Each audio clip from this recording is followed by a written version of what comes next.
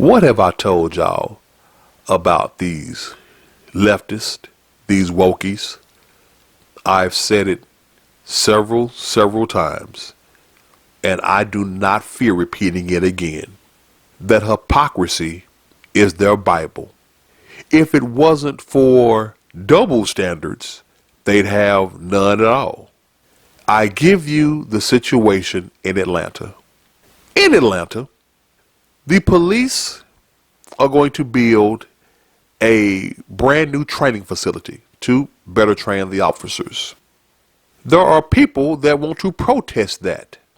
Depending on who you listen to, what leftist, wokie, mainstream media organization that you listen to, you're going to hear that there are some people there that are there to protect the forest, and some people there that are there to protect the actual building of a police training facility. The facility is going to be built on 85 acres of wooded area in the city of Atlanta. Now, remember what I said a moment ago about double standards. I'm kind of curious as to why those who are protesting the actual building of this thing are protesting. I mean, y'all already double spoke when y'all said y'all wanted to go from defund the police to we want police with better training, because y'all recognized that no police means the criminals run geniuses. So you went from that to, well, we need to have police better trained. So bam, we are going to create a facility where the police can be better trained, but now you protest that? I say again, if it wasn't for double standards, there would be none at all. So in an effort to protest this, you have the activist, the environmentalist, whatever the they want to call themselves.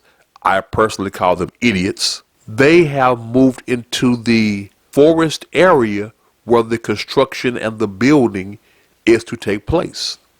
Well, because everything has already been signed, sealed, and delivered within the city government, and the state government, they are now officially trespassing, breaking the law.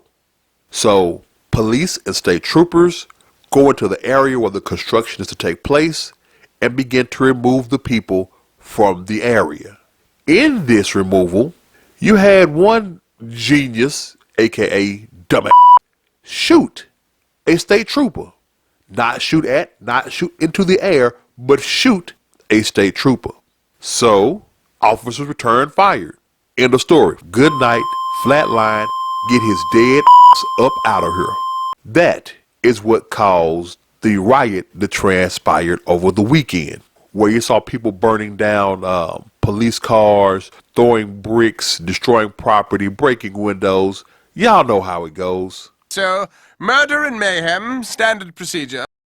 The part that I believe is absolutely astounding is how the mainstream media once again downplays this. Oh, these are just protests. I am so sick of this violent bullshit being excused and covered up by the word protest. Going back again over my history, when Martin Luther King protested, didn't get tore up. Even when Malcolm X went out to the streets to speak and march, didn't get tore up. Those were protests. This right here was a riot. The mainstream media is full of they don't want to call it what it is. And if you don't want to believe that the mainstream media is full of and that they are trying to cover this up, listen to this right here speak. I think that there's a real blurring of the lines in the use of the word violence. Is property destruction violence? To some people it certainly is.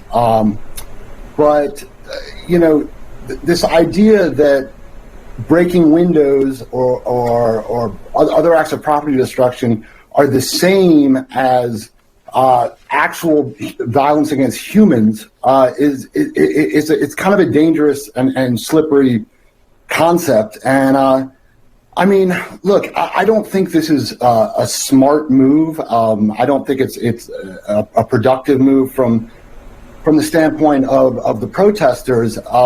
But I do think that, you know, you keep using these words, violent, and it gives the impression. I mean, the only violence or the only acts of violence against people that I saw were actually police tackling protesters. Did y'all hear that? That dude said we must be careful of what we call violent.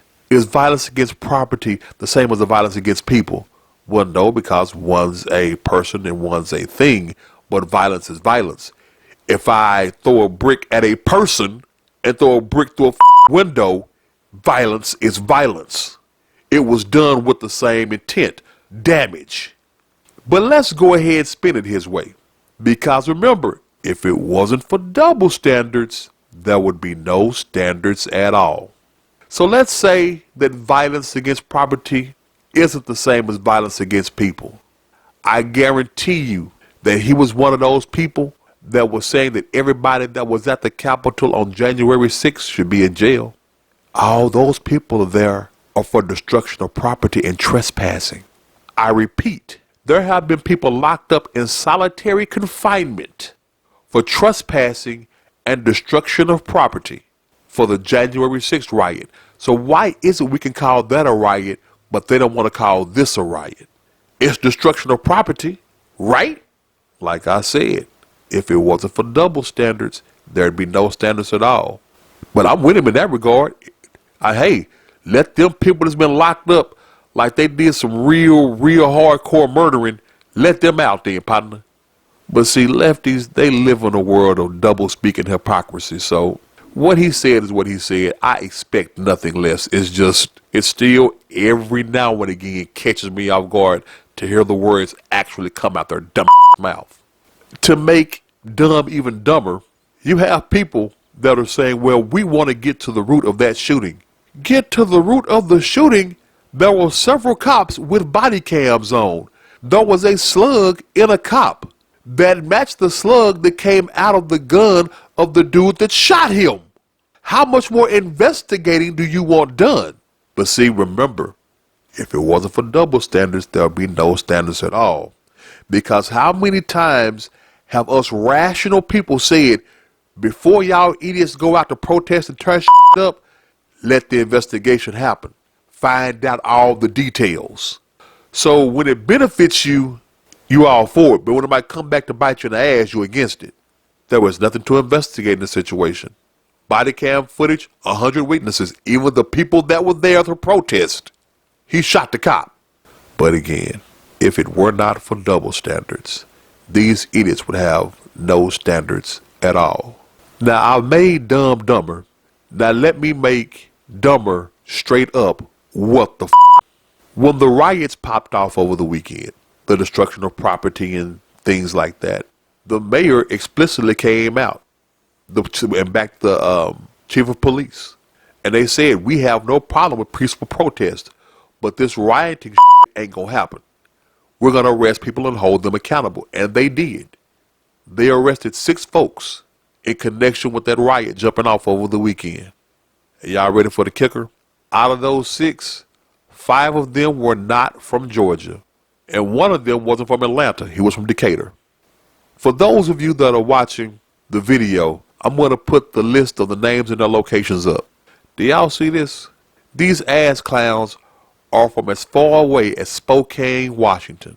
These clowns come from as far away as Washington State. You got to see the other one? From Maine, Michigan, Tennessee. And I'm putting the pictures up. Put the pictures up. Do y'all see what they all are? Y'all see those lovely pale faces? Do y'all remember what Malcolm X said? That the most dangerous thing to the black movement are white liberals.